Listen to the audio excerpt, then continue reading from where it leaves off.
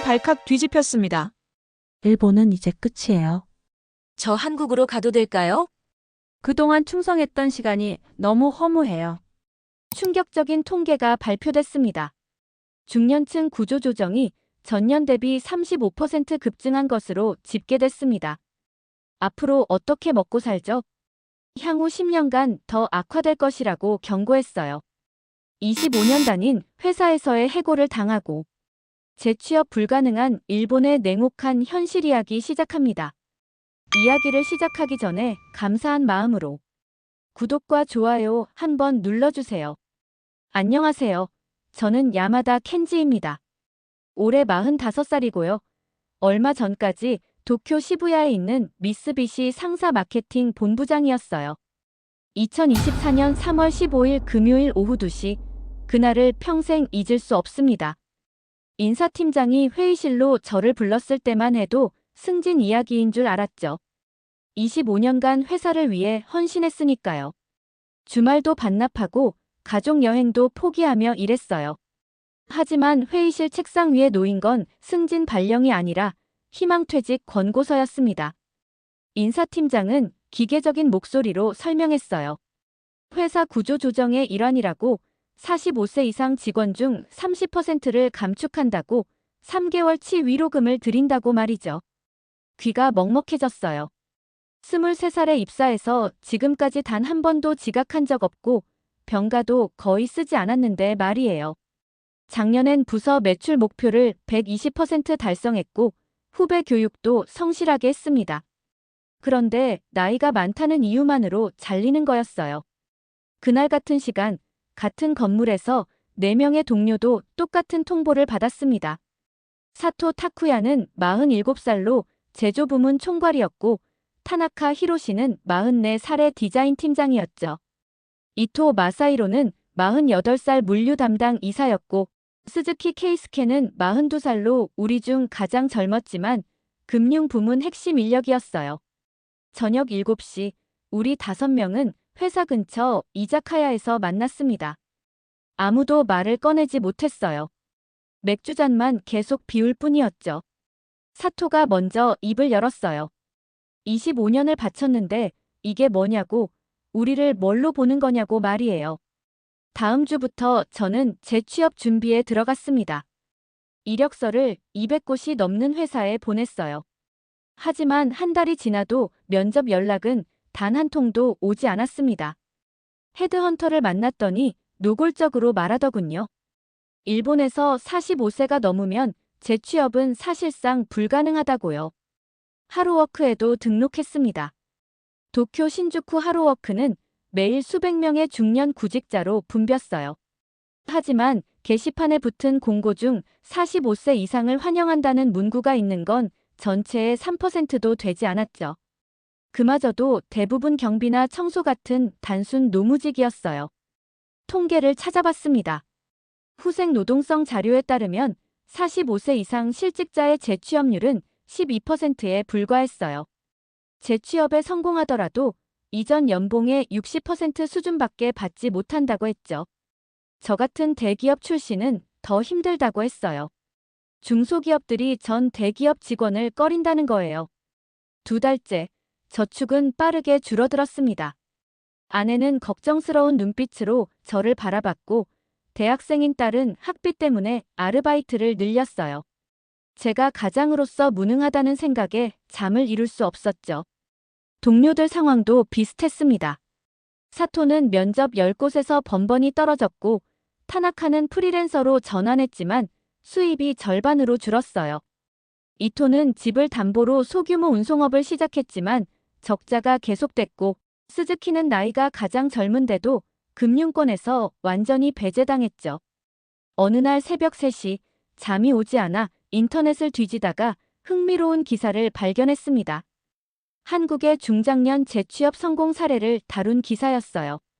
45세에 새로운 커리어를 시작한 사람들, 나이를 문제 삼지 않는 스타트업 문화, 정부의 적극적인 지원 정책 같은 내용이었죠. 처음엔 믿기지 않았어요. 한국도 우리와 비슷한 유교 문화권인데 나이를 중요하게 여기지 않을까 생각했거든요. 하지만 자료를 더 찾아볼수록 한국과 일본의 차이가 명확했습니다. 한국의 45세 이상 재취업률은 38%로 일본의 3배가 넘었어요. 그날부터 저는 한국에 대해 본격적으로 조사하기 시작했습니다. 한국에 대한 조사는 제 예상을 완전히 뒤집었습니다. 서울시 외국인 창업지원센터는 나이 제한 없이 누구나 신청할 수 있었어요. 판교 테크노밸리는 40대 창업자 비율이 35%나 됐죠. 일본에서는 상상할 수 없는 숫자였어요. 더 놀라운 건 정부 지원 시스템이었습니다. 중소벤처기업부에서 운영하는 재창업 지원 프로그램은 실패한 창업자에게도 2번째 기회를 줬어요. 창업 교육, 멘토링, 자금 지원까지 패키지로 제공했죠. 일본의 경직된 시스템과는 차원이 달랐습니다. 한국 스타트업 생태계를 분석하면서 또 다른 사실을 발견했어요. 한국 기업들은 경력자의 전문성을 높이 평가했습니다. 대기업 출신이라는 게 오히려 장점이 되더군요. 체계적인 업무 방식과 글로벌 경험을 가진 인재로 인식했어요. 일주일 동안 자료를 모았습니다. 통계청 데이터, 창업 성공 사례, 외국인 창업자 인터뷰까지 꼼꼼히 읽었죠. 읽으면 읽을수록 확신이 생겼어요. 일본에서는 끝났지만 한국에서는 시작할 수 있겠다는 생각이 들었습니다. 토요일 저녁 동료들을 불러 모았습니다. 이자카야에서 5명이 다시 만났어요. 제가 조사한 자료를 보여주며 한국 이야기를 꺼냈죠. 우리가 한국에서 다시 시작하면 어떻겠냐고 물었습니다. 반응은 싸늘했어요. 사토는 비웃듯이 말했습니다. 한국이라니 정신 나갔냐고, 언어도 통하지 않는데 어떻게 사업을 하겠냐고 했죠. 타나카도 고개를 저었어요. 우리 나이에 외국 가서 처음부터 시작한다는 게 말이 되냐고 반문했습니다. 이토는 좀 더 논리적으로 반대했어요. 한국 경제도 어렵다고, 청년 실업률이 높다고, 외국인이 성공하기는 더 힘들 거라고 했죠. 스즈키만 조심스럽게 관심을 보였습니다. 자료가 흥미롭긴 한데 현실적으로 가능할지 의문이라고 했어요. 동료들의 반대는 예상했지만 마음이 흔들리지 않았습니다. 오히려 더 확신이 생겼어요. 일본에 남으면 우리에게 미래가 없다는 게 분명했거든요. 50대가 되면 상황은 더 나빠질 테고 60대엔 아무것도 할 수 없을 거예요. 그날 밤 집으로 돌아와 아내와 긴 대화를 나눴습니다. 아내는 처음엔 놀랐지만 제 이야기를 끝까지 들어줬어요. 그리고 뜻밖의 말을 했죠. 당신이 하고 싶은 대로 하라고, 여기 남아서 우울해하는 것보다 낫다고 말이에요. 다음 주 월요일, 저는 인천행 항공권을 예매했습니다. 일단 혼자 가서 직접 보기로 했어요. 2박 3일 일정으로 서울시 창업지원센터와 판교 스타트업 캠퍼스를 방문할 계획을 짰죠. 동료들에게는 알리지 않았습니다. 출발 전날 밤, 불안감이 밀려왔어요. 정말 제대로 된 선택일까? 혹시 헛된 희망은 아닐까 하는 생각이 들었죠. 하지만 일본에 남아서 계속 거절당하는 것보다는 나았어요. 적어도 시도는 해보자고 스스로를 다독였습니다. 인천공항행 비행기에 몸을 실었을 때 묘한 기분이 들었어요. 두려움 반, 기대 반이었죠. 2시간 30분 비행 동안 창밖만 바라봤습니다. 구름 아래 어딘가에 제 2번째 인생이 기다리고 있을 거라 믿으며 말이에요. 인천공항에 도착했을 때 느낀 첫인상은 생각보다 훨씬 현대적이라는 거였어요. 공항 시설도 깨끗하고 안내 표지판도 친절했죠. 공항철도를 타고 서울역으로 향하는 동안 차창 밖 풍경을 너클 놓고 바라봤습니다. 서울 시내는 활기가 넘쳤어요. 일본처럼 침체된 분위기가 아니었죠. 사람들 걸음걸이도 빨랐고 표정도 밝았습니다. 뭔가 다르다는 느낌을 받았어요. 이곳엔 아직 희망이 있구나 싶었습니다. 다음 날 아침 9시 서울시 글로벌 창업센터 문을 열었습니다. 강남구 테헤란로에 위치한 이 건물은 생각보다 훨씬 컸어요. 10층 건물 전체가 창업 지원 공간이었죠. 로비에 들어서자마자 일본어 안내 책자가 눈에 띄었습니다. 1층 안내 데스크 직원이 유창한 영어로 말을 걸었어요. 무엇을 도와드릴까요? 라고 물었죠. 저는 준비해간 영어 문장으로 대답했습니다. 창업 상담을 받고 싶다고 일본에서 왔다고 말했어요. 놀랍게도 직원은 곧바로 일본어 통역 직원을 불러줬습니다. 5분도 지나지 않아 20대 후반으로 보이는 여성이 나타났어요. 그녀는 유창한 일본어로 자기소개를 했죠. 김지연이라는 이름의 창업 컨설턴트였습니다. 상담실로 안내받았어요. 깔끔한 회의실에는 최신 프레젠테이션 장비가 갖춰져 있었죠. 김 컨설턴트가 태블릿을 꺼내며 질문했습니다. 어떤 분야에 관심이 있으시냐고, 예산 규모는 어느 정도냐고 물었어요. 저는 솔직하게 말했습니다. 일본 대기업에서 25년간 마케팅을 했다고, 최근 구조조정으로 퇴사했다고, 동료 넷과 함께 창업을 고려 중이라고 설명했죠. 그리고 조심스럽게 물었어요. 제 나이가 45인데 문제가 되지 않겠냐고요. 김 컨설턴트는 의아한 표정을 지었습니다. 나이가 왜 문제가 되냐고 되물었어요. 오히려 25년 경력이 큰 자산이라고 했죠. 한국에서는 40대 창업자가 많다고, 경험과 네트워크가 있어서 오히려 유리하다고 설명했습니다. 그녀는 태블릿 화면을 돌려 보여줬어요. 판교 테크노밸리 창업자 통계였죠. 40대 이상 창업자가 전체의 38%라고 했습니다. 가장 성공한 스타트업 10곳 중 7곳의 대표가 40대 이상이라는 자료도 보여줬어요. 믿기지 않았습니다. 일본에서는 상상도 할 수 없는 일이었거든요. 일본 벤처 캐피탈은 30대 이하에게만 투자한다고 해도 과언이 아니었으니까요. 제가 놀란 표를 보이자 김 컨설턴트는 웃으며 말했어요. 한국은 실력과 아이디어만 있으면 나이는 중요하지 않다고요. 이어서 지원 프로그램을 상세히 설명해줬습니다.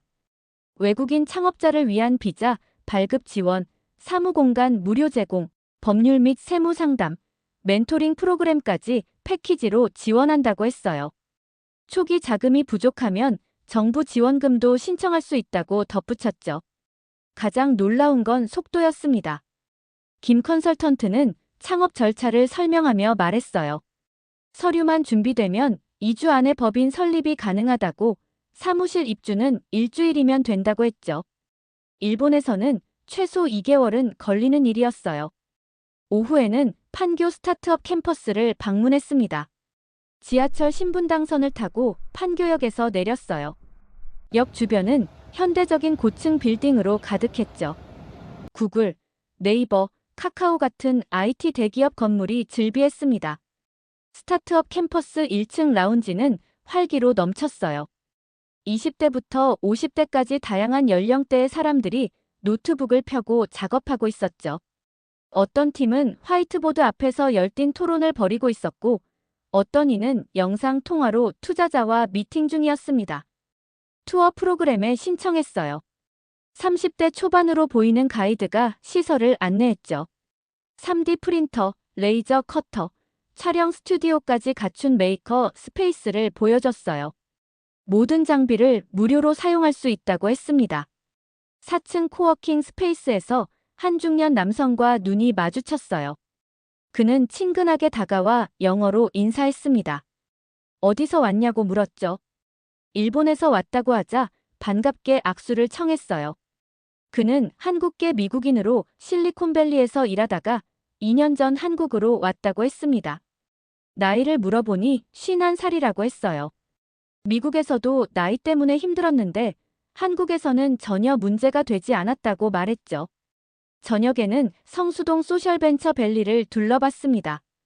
오래된 공장을 리모델링한 공간에는 수십 개의 스타트업이 입주해 있었어요. 카페에서 맥주 한 잔을 마시며 하루를 정리했죠.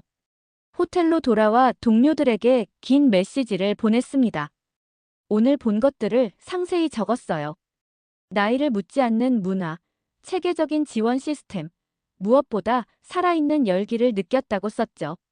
마지막에 이렇게 덧붙였습니다. 여기서 우리가 다시 시작할 수 있을 것 같다고요. 일본으로 돌아온 지 일주일 후 동료들에게서 연락이 왔습니다. 사토가 먼저 전화했어요. 진지하게 한국 이야기를 더 듣고 싶다고 했죠. 타나카도 메시지를 보냈습니다. 자신도 일본에서 계속 거절당하고 있으니 다른 선택지를 고려해보겠다고요. 토요일 오후 5명이 다시 모였습니다. 이번엔 분위기가 달랐어요. 저는 서울에서 찍은 사진과 자료를 보여줬죠. 창업센터 시설, 판교 캠퍼스, 그리고 만났던 사람들 이야기를 상세히 설명했습니다. 이토가 신중하게 물었어요. 언어 문제는 어떻게 해결하느냐고요. 저는 대답했죠. 창업센터에 일본어 통역사가 상주하고 많은 한국인이 영어를 잘한다고 말이에요. 게다가 비즈니스는 숫자와 결과로 말한다고 덧붙였습니다. 스즈키는 현실적인 질문을 했어요. 초기 자금은 얼마나 필요하냐고요. 제가 받은 상담 내용을 공유했습니다. 정부 지원금으로 초기 비용의 50%까지 지원받을 수 있고 사무실은 6개월간 무료라고 설명했죠. 사토는 여전히 회의적이었습니다.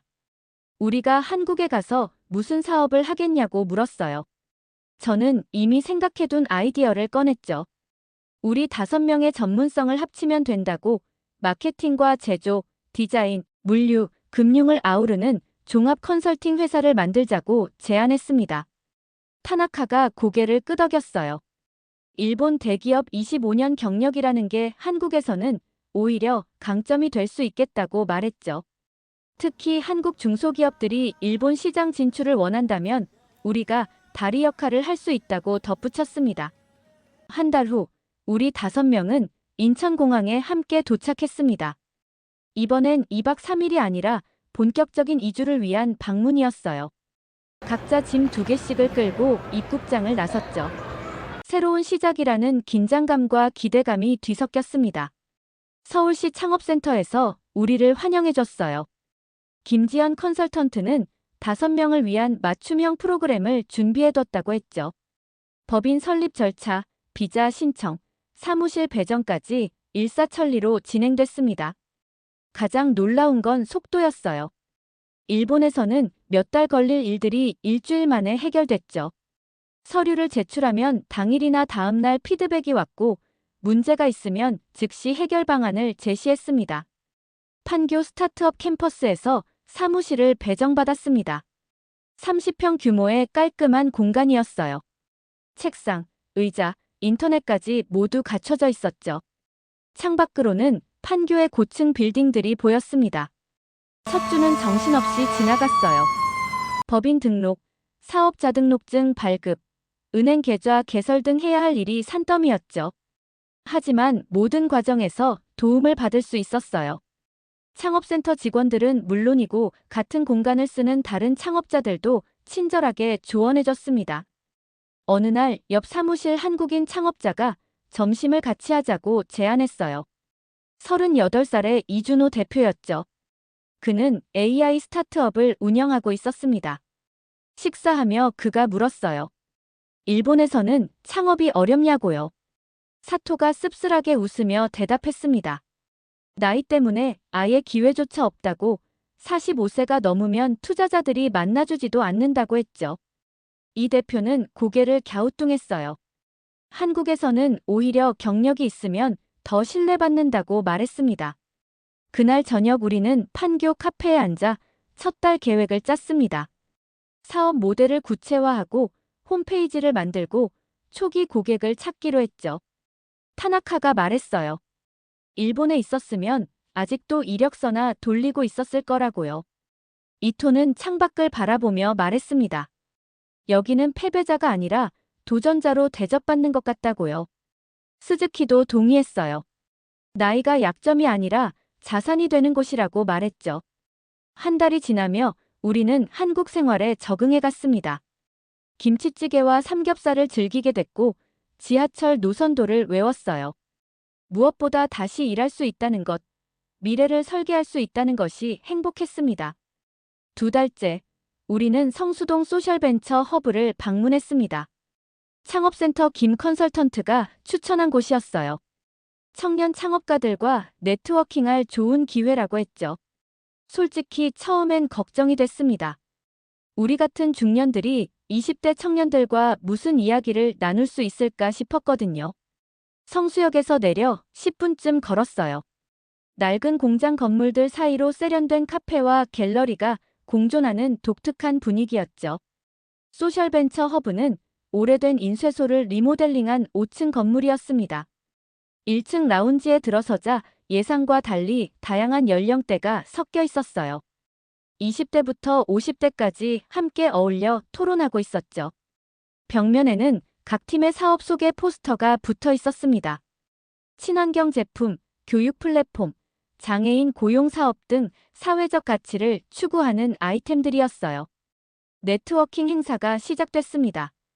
진행자가 각자 1분씩 자기소개를 하라고 했어요. 저는 떨리는 목소리로 말했죠. 일본에서 온 야마다라고 45세이고 25년간 대기업에서 마케팅을 했다고 소개했습니다. 그러자 한 청년이 밝게 손을 들었어요. 29살의 최민준이었습니다. 자신은 친환경 포장재 스타트업을 운영 중인데 일본 시장 진출에 관심이 있다고 했죠. 혹시 조언을 구할 수 있겠냐고 물었어요. 휴식 시간에 최민준과 그의 팀원 3명이 다가왔습니다. 그들은 우리에게 사업 계획서를 보여줬어요. 아이디어는 참신했지만 실행 계획이 부족해 보였죠. 사토가 제조 전문가 입장에서 조언했습니다. 원가 구조를 다시 짜야 한다고, 공급망 관리가 핵심이라고 설명했어요. 타나카는 제품 디자인을 보며 말했습니다. 일본 시장에서는 포장이 더 중요하다고, 색상과 형태를 조금만 수정하면 경쟁력이 생길 거라고 조언했죠. 청년들은 눈을 반짝이며 메모했어요. 이토는 물류 시스템에 대해 설명했습니다. 일본 유통 구조는 한국과 다르다고, 중간 단계가 많아서 초기 진입이 까다롭다고 했죠. 하지만 한번 들어가면 장기 거래가 가능하다고 덧붙였어요. 스즈키는 재무 구조를 검토했습니다. 현금 흐름 관리가 미흡하다고 지적하며 개선안을 제시했죠. 청년들은 우리의 조언 하나하나를 귀담아 들었어요. 그리고 최민준이 제안했습니다. 우리 팀과 협업하면 어떻겠냐고요. 처음엔 의아했어요. 협업이라니 구체적으로 무엇을 하자는 건지 물었죠. 최민준은 설명했습니다. 자신들은 기술과 열정은 있지만 경험이 부족하다고, 우리 같은 전문가들이 멘토가 되어주면 사업 성공 가능성이 높아질 거라고 했어요. 그날 저녁 우리는 성수동 한 고깃집에서 청년들과 회식을 했습니다. 소주잔을 나누며 서로의 이야기를 들었어요. 청년들은 취업 대신 창업을 선택한 이유를 말했고, 우리는 일본을 떠나온 사연을 털어놨죠. 최민준의 동료인 박서연이 말했습니다. 자신은 대기업에 다니다가 3년 만에 퇴사했다고, 회사에서 나이든 선배들이 존중받지 못하는 걸 보며 회의감을 느꼈다고 했어요. 하지만 스타트업에서는 다르다고 말했죠. 또 다른 팀원인 김태영은 26살이었습니다. 그는 우리에게 솔직하게 물었어요. 일본에서 45세면 정말 재취업이 불가능하냐고요. 사토가 쓴웃음을 지으며 대답했습니다. 불가능하다는 표현이 과장이 아니라고, 실제로 그렇다고 말이에요. 청년들은 놀란 표정을 지었어요. 한국도 나이 차별이 있긴 하지만 창업 생태계만큼은 열려 있다고 했죠. 능력만 있으면 나이는 중요하지 않다고, 오히려 경력이 있으면 투자받기 유리하다고 설명했습니다. 그날 밤 숙소로 돌아오며 이토가 말했어요. 한국 청년들은 우리를 짐으로 보지 않고 자산으로 본다고, 이게 진짜 차이인 것 같다고 했죠. 타나카도 동의했습니다. 일본에서는 선배라는 이유로 대접받았지만 실제론 무시당했다고, 여기서는 실력으로 인정받는다고 말했어요. 일주일 후 우리는 다시 모였습니다. 이번엔 구체적인 협업 방안을 논의하기 위해서였어요. 최민준 팀과 우리 팀이 함께 새로운 회사를 만들기로 했죠. 청년들의 기술과 우리의 경험을 합치면 시너지가 날 거라고 모두가 확신했습니다. 2024년 6월, 우리는 정식으로 법인을 설립했습니다. 회사 이름은 리스타트로 정했어요. 45세에 다시 시작한다는 의미를 담았죠. 일본인 5명과 한국 청년 4명, 총 9명이 공동 창업자가 됐습니다. 사업 아이템은 한일 중소기업 가교 컨설팅이었어요. 일본 시장 진출을 원하는 한국 기업에게 우리의 경험과 네트워크를 제공하는 거였죠. 동시에 최민준 팀의 친환경 포장재를 일본에 수출하는 것이 첫 번째 프로젝트였습니다. 초기 자본금은 각자 1천만 원씩 출자해 총 9천만 원이었어요. 정부 창업 지원금 5천만 원도 신청했죠. 판교 사무실은 6개월간 무료였고 기본 장비는 갖춰져 있었습니다. 하지만 현실은 생각보다 훨씬 가혹했어요. 첫 번째 문제는 언어였습니다. 청년들과 기본적인 의사소통은 영어로 가능했지만 세밀한 업무 논의는 한계가 있었죠. 특히 법률 용어나 회계 용어는 통역 없이는 이해가 어려웠어요. 어느 날 중요한 계약서를 검토하다가 큰 실수를 발견했습니다. 우리가 이해한 내용과 실제 조항이 달랐던 거예요. 다행히 계약 전에 발견했지만 아찔한 순간이었죠. 그날 이후로 모든 중요 문서는 전문 통역사를 통해 확인하기로 했습니다. 두 번째 문제는 문화 차이였어요. 한국의 빨리빨리 문화에 적응하기 어려웠죠. 청년들은 일단 실행하고 수정하자는 방식이었지만 우리는 철저히 계획하고 진행하는 데 익숙했어요. 회의 때마다 의견 충돌이 생겼습니다. 최민주는 시장 조사 없이 바로 샘플을 만들자고 했어요. 하지만 사토는 반대했죠. 제조 경험상 샘플 제작 전에 시장 수요를 먼저 확인해야 한다고 주장했습니다. 토론이 격해지면서 분위기가 냉랭해졌어요. 세 번째 위기는 자금난이었습니다. 초기 비용이 예상보다 많이 들었어요. 사무용품 구매, 홈페이지 제작, 마케팅 비용까지 합치니 출자금이 빠르게 줄어들었죠. 정부 지원금은 심사에 시간이 걸렸고 당장 운영 자금이 부족했습니다. 세 달째 접어들며 팀 내 갈등이 표면화됐어요. 청년들은 우리가 너무 느리다고 불만을 토로했고 우리는 청년들이 너무 성급하다고 느꼈죠.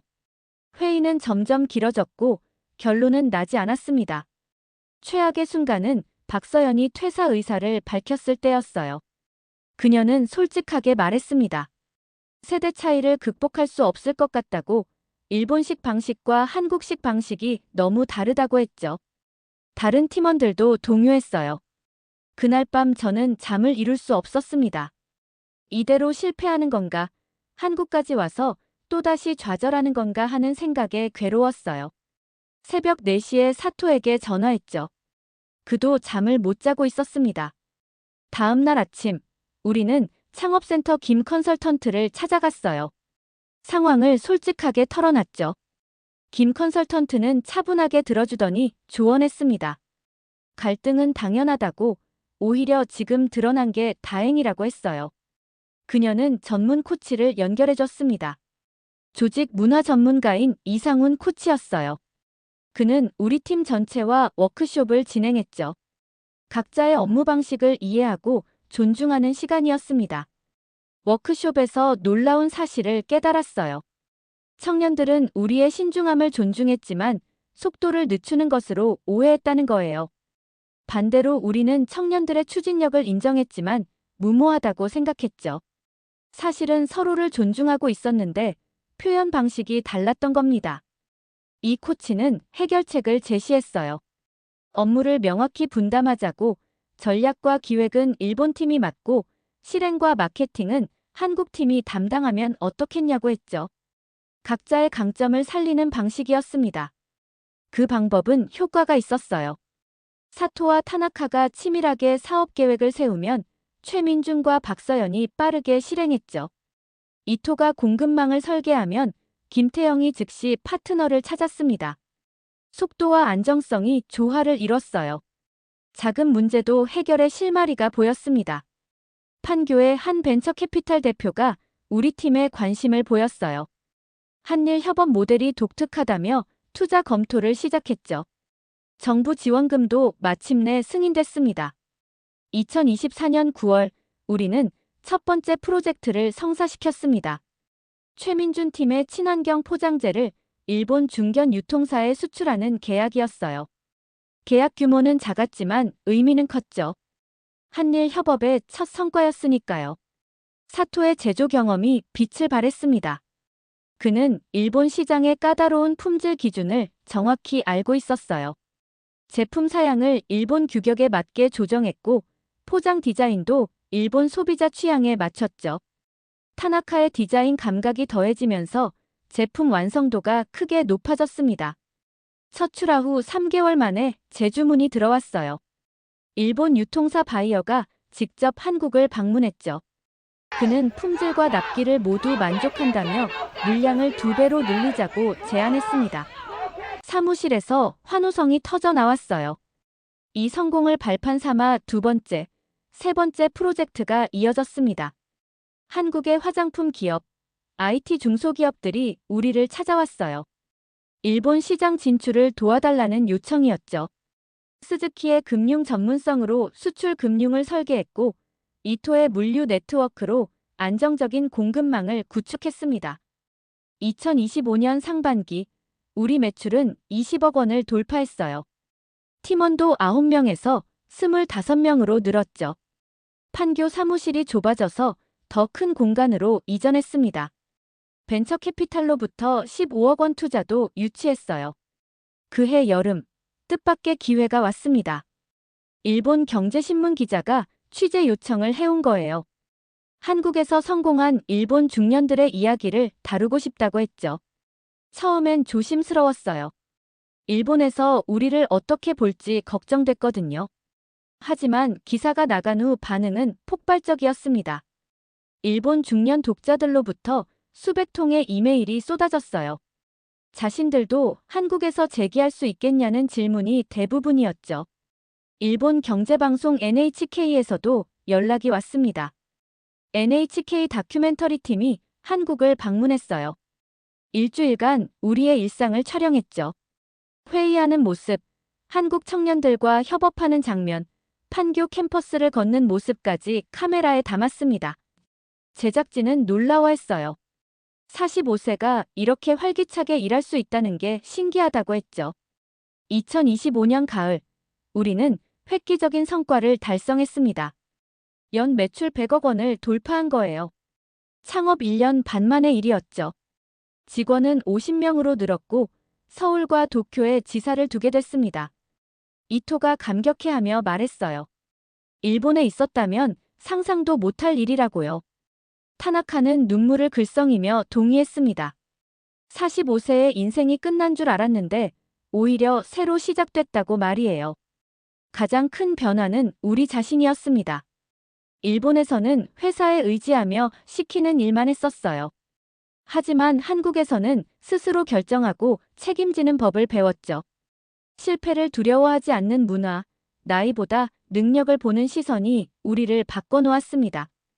2025년 10월 NHK 다큐멘터리가 방영됐어요. 제목은 45세, 한국에서 다시 날다였죠. 일본 전역에서 큰 반향을 일으켰습니다. 시청률 15%를 기록했고 재방송 요청이 빗발쳤어요.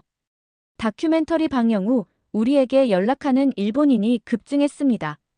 한국 창업을 고민하는 중년들이었어요. 우리는 무료 상담을 시작했죠. 매주 토요일 온라인으로 일본 중년들에게 한국 창업 노하우를 전수했습니다. 어느 날 사토가 제안했어요. 우리 같은 사람들을 위한 플랫폼을 만들면 어떻겠냐고요. 한국 창업을 꿈꾸는 일본 중년들을 체계적으로 지원하는 시스템 말이죠. 전원이 찬성했습니다. 1년 반 전 우리는 해고당한 패배자였습니다. 하지만 지금 우리는 100억 기업의 대표이자 새로운 길을 여는 선구자가 됐어요. 한국이라는 땅이 우리에게 두 번째 기회를 줬고 우리는 그 기회를 붙잡았습니다. 2025년 10월 우리 5명은 한국 영주권을 신청했습니다. 창업 이민 자격으로 요건을 충족했어요. 서류를 준비하며 감회가 새로웠죠. 일본을 떠날 때만 해도 이렇게 한국에 뿌리 내릴 줄은 몰랐거든요. 영주권 인터뷰 날 출입국 관리사무소 직원이 물었습니다.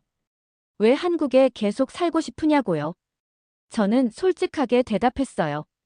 한국은 나이가 아니라 가능성을 보는 나라라고 45세에 끝난 인생을 다시 시작하게 해준 나라라고 말이에요. 한 달 후 영주권 심사가 진행됐습니다. 5명이 함께 결과를 기다리며 축하 파티를 열었어요. 판교 사무실 옥상에서 삼겹살을 구우며 소주를 마셨죠. 스즈키가 건배사를 했습니다. 우리가 한국인이 된 건 아니지만 한국이 우리의 집이 됐다고 말이에요.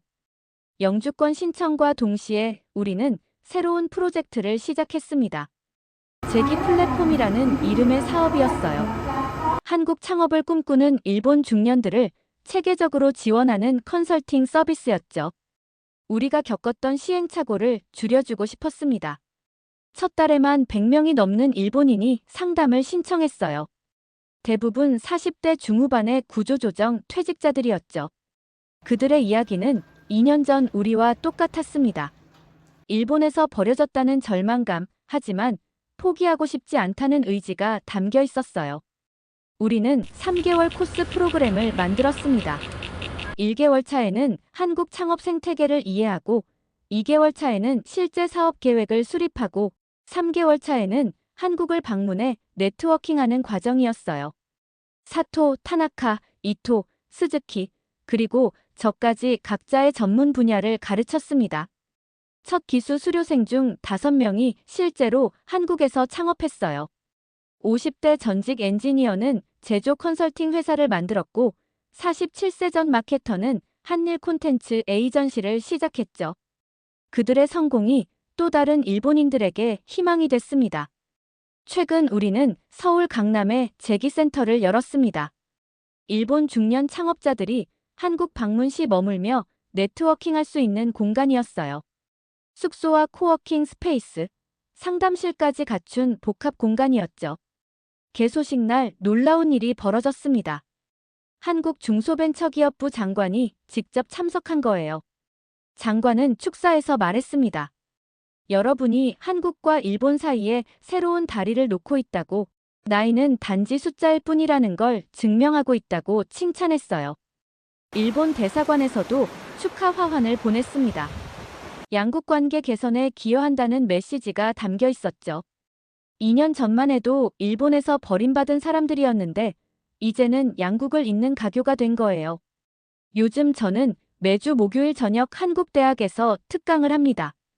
제목은 나이는 끝이 아니라 시작이다예요. 학생들에게 말해요. 20대든 40대든 도전은 언제나 가능하다고, 중요한 건 용기와 실행력이라고 말이죠. 사토는 한국 제조업 혁신 자문위원이 됐습니다. 타나카는 한국디자인진흥원과 협력하며 한일 디자인 교류를 주도하고 있어요. 이토는 물류 스타트업 2곳에 투자했고, 스즈키는 벤처 캐피탈 파트너로 활동하며 후배 창업자들을 지원하고 있습니다. 1년 반 전 우리는 일본에서 끝난 사람들이었습니다.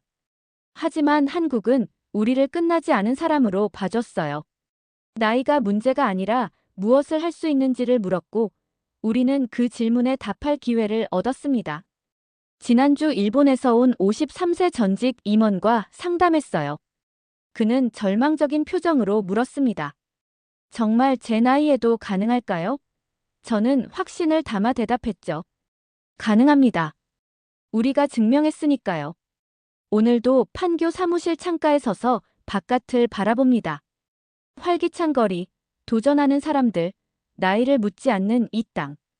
한국은 우리에게 2번째 인생을 선물했습니다. 그리고 이제 우리는 그 선물을 다른 이들에게 전하고 있습니다. 여러분이라면 45세에 모든 걸 잃고 외국에서 다시 시작할 용기가 있을까요? 댓글로 여러분이 생각하는 재도전의 의미를 들려주세요. 이 영상이 도움이 되셨다면 구독과 좋아요, 알림 설정 부탁드립니다. 다음 영상에서 더 흥미로운 이야기로 찾아뵙겠습니다.